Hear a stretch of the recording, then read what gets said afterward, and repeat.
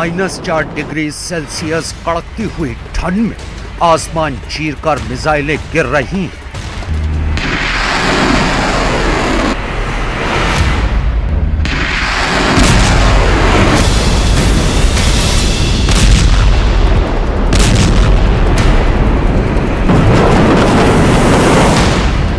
ठंड से जमा खून बम धमाकों गर्मी में सड़कों पर बह रहा है।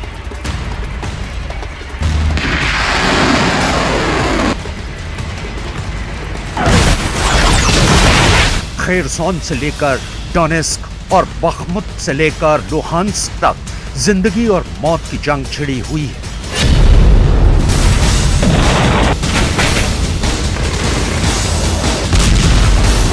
ज़ेलेंस्की अपनी जमीन के एक एक इंच टुकड़े के लिए अपने दिमाग का पूरा जोर लगा दे रहे हैं।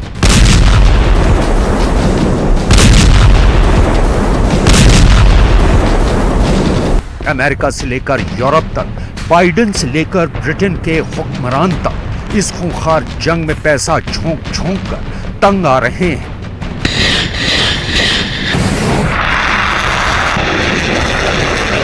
किसी को नहीं पता कि ये जंग कब रुकेगी, किसी को नहीं मालूम कि ये खून खराबा कब थमेगा, और किसी को उम्मीद नहीं थी कि अचानक पुतिन कर देंगे बातचीत की सबसे बड़ी अपील।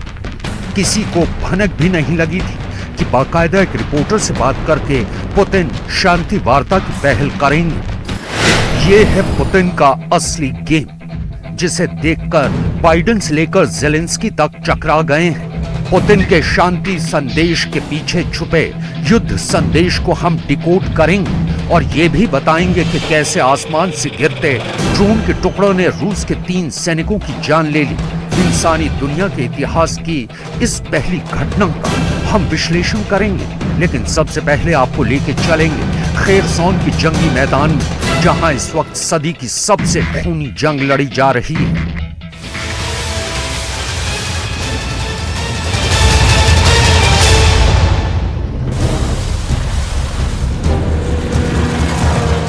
ज़ेलेंस्की ने आरोप ये लगाया है कि खेरसॉन के अंदर पुतिन की आर्मी ने ताबड़तोड़ हमले किए हैं। इन हमलों में 10 लोगों की मौत हो गई है और 58 लोग घायल हुए हैं। यूक्रेन की सरकार पुतिन पर आरोप लगा रही है, लेकिन खेरसॉन में पुतिन के द्वारा नियुक्त किए गए रूसी गवर्नर व्लादिमीर सल्डो ने कहा है कि कीव ने सैनिकों को शहर में गोलीबारी करने का आदेश दिया था। उन्होंने कहा कि रूस के सशस्त्र बलों को दोष देने के लिए ऐसा किया गया था। ये यूक्रेन की तरफ से एक उकसावे की कार्रवाई थी। दरअसल खेरसॉन नीप्रो नदी के 2 इलाकों में बटा हुआ है। यूक्रेन की तरफ वाला इलाका इस वक्त ज़ेलेंस्की के कब्जे में है और क्राइमिया की तरफ वाला इलाका इस वक्त पुतिन के कब्जे में है। 24 फरवरी को जब रूस ने यूक्रेन के खिलाफ युद्ध शुरू किया तो खेरसॉन यूक्रेन का पहला शहर था जो रूस के कब्जे में चला गया।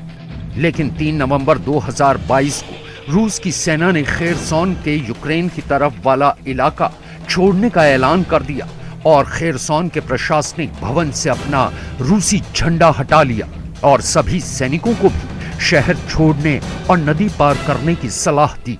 जंग शुरू होने के करीब 8 महीने बाद ज़ेलेंस्की की आर्मी ने खेरसॉन के बड़े इलाके पर कब्जा जमा लिया, लेकिन खेरसॉन का बड़ा इलाका छोड़ने के बाद भी रूस ने यूक्रेन के ठिकानों पर हमले लगातार जारी रखे हुए हैं।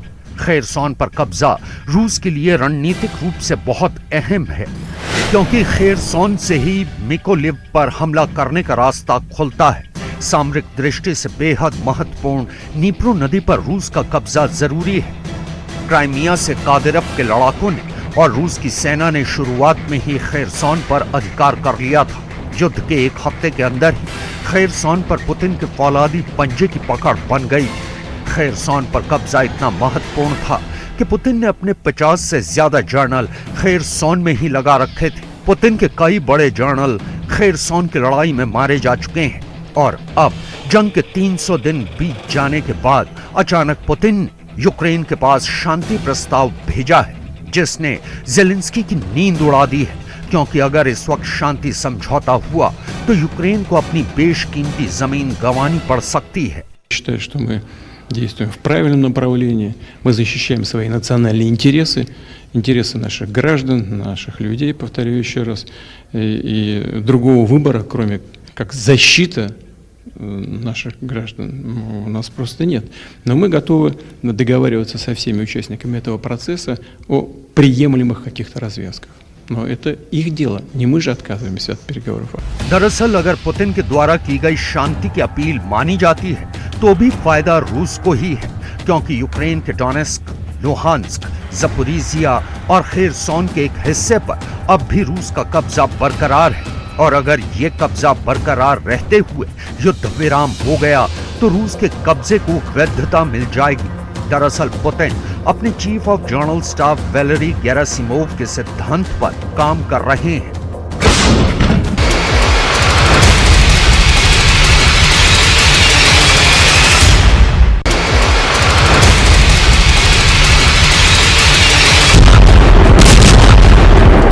जनरल गेरासिमोव ने दुनिया को जबरदस्त मिलिट्री सिद्धांत दिया है जिसे युद्ध का गेरासिमोव सिद्धांत कहते हैं। इस सिद्धांत के मुताबिक जमीन पर लड़े जा रहे युद्ध के अलावा भी दुश्मन को राजनीतिक और आर्थिक युद्ध में घेरना बहुत जरूरी होता है।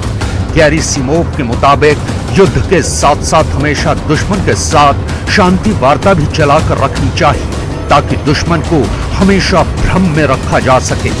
जमीन पर लड़े जा रहे युद्ध के अलावा दुश्मन की आर्थिक नाकेबंदी भी करना बेहद जरूरी है। दुश्मन देश के राष्ट्राध्यक्ष के खिलाफ विपक्ष को धार देने की रणनीति भी गेरासिमोव सिद्धांत का ही एक हिस्सा है।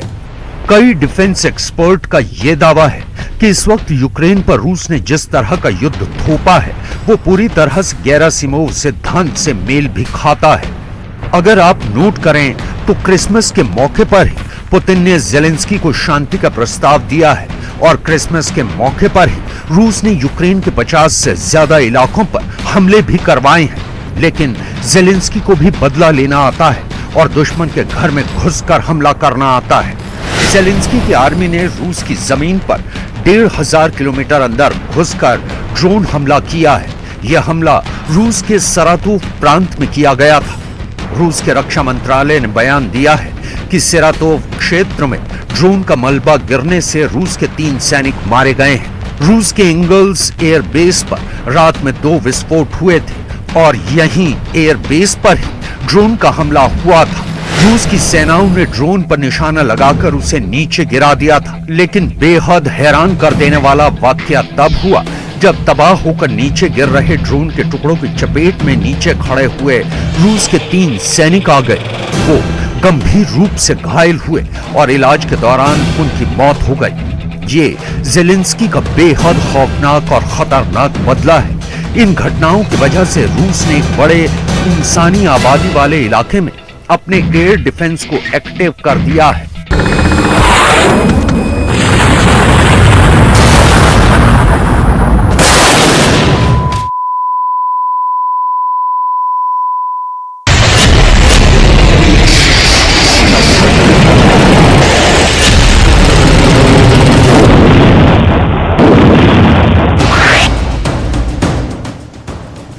रूस ने बताया है कि उसके सैनिक यूक्रेन के द्वारा मिसाइल और हवाई हमलों से बचाव के लिए नए एंटी एयरक्राफ्ट मिसाइल सिस्टम पर 24 घंटे अलर्ट रहकर काम कर रहे हैं। रूस अपने S-305 सिस्टम के तहत लंबी दूरी की सतह से हवा में मार करने वाली मिसाइल प्रणालियों को चाक चौबंद कर रहा है। उधर ज़ेलेंस्की ने भी अपने जवानों को सावधान किया है और रूस को चेतावनी दी है।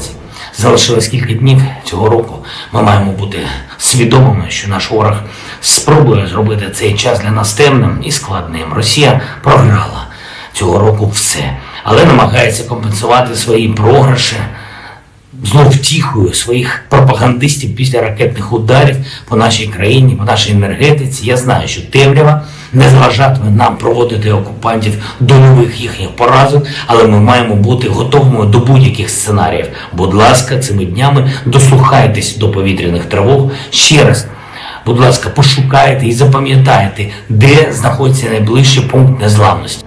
उधर रूस ने भले ही यूक्रेन के कई प्रांतों को खाली कर दिया है, लेकिन खाली करने से पहले रूस की आर्मी ने यूक्रेन के 1 लाख वर्ग किलोमीटर के इलाके में बारूद बिछा दिया है। जेलेंस्की की आर्मी ने करीब 463 किलोमीटर की बारूदी सुरंग हटा दी है। यूक्रेन का कुल क्षेत्रफल 6 लाख वर्ग किलोमीटर है, यानी यूक्रेन के 6वें हिस्से में अब सिर्फ बारूद ही बारूद है।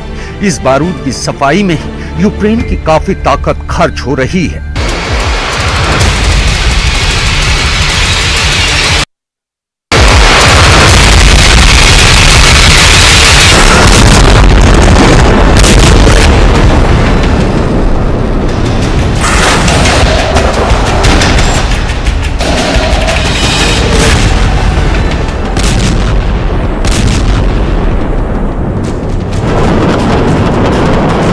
साल 2022 खत्म होने को आया, लेकिन यूक्रेन पर पुतिन का यलगार जारी है।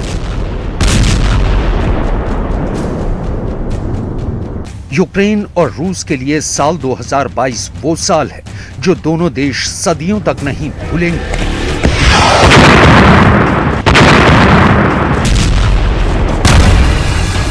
साल 2022 में रूस और यूक्रेन ने बहुत कुछ खोया तो बदले में बहुत कुछ पाया भी। यूक्रेन ने अपने देश की शांति खोई, खुशहाली खोई, अपने लोग खोए, लेकिन बदले में पाया दुनिया की सुपर पावर कंट्री अमेरिका का साथ, नेटो की हमदर्दी और बेशुमार विदेशी हथियारों की ताकत।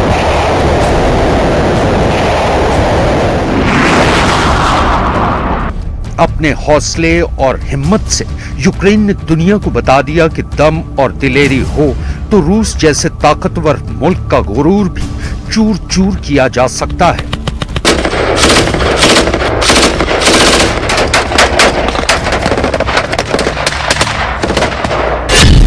संयुक्त राष्ट्र मानवाधिकार एजेंसी के मुताबिक यूक्रेन पर रूसी हमलों में अब तक 6,800 से ज्यादा आम नागरिकों ने अपनी जान गंवाई है, जबकि 10,769 लोग घायल हुए हैं। वहीं 2022 में रूस पर एक हमलावर देश का दाग लगा। पुतिन पर बेगुनाहों के कत्ल का इल्जाम लगा। रूस ने यूक्रेन फतह करने के लिए पानी की तरह पैसा बहाया और उसी तरह बहाया अपने हजारों सैनिकों का खून, जिनकी कुर्बानी की कीमत पर रूस ने हथियाई यूक्रेन के 4 राज्यों की जमीन।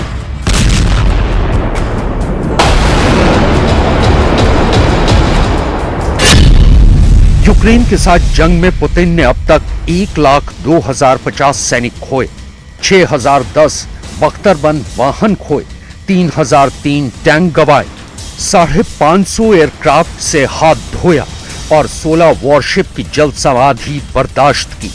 जबकि यूक्रेन मिलिट्री रिपोर्ट में दावा किया गया है कि 24 से 25 दिसंबर तक 24 घंटों में रूस के 600 से ज्यादा सैनिक मारे गए हैं।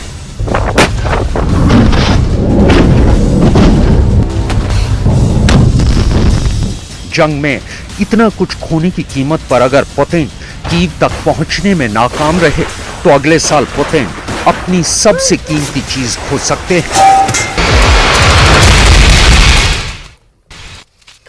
और अब बड़ी खबर की बात करेंगे। सागर से बड़ी खबर, जीप से कुचलकर युवक की हत्या के मामले में बीजेपी ने बड़ा एक्शन लिया है। बीजेपी नेता मिश्री चंद गुप्ता पर ही आरोप है, उन्हें निष्कासित कर दिया गया है। सागर जिला अध्यक्ष गौरव सिरोठिया ने यह कार्रवाई की है। मकरोनिया में जगदीश यादव हत्याकांड में मिश्री चंद गुप्ता आरोपी हैं। हत्याकांड मामले के कुल 8 आरोपियों में से पुलिस अब तक 5 को गिरफ्तार भी कर चुकी है।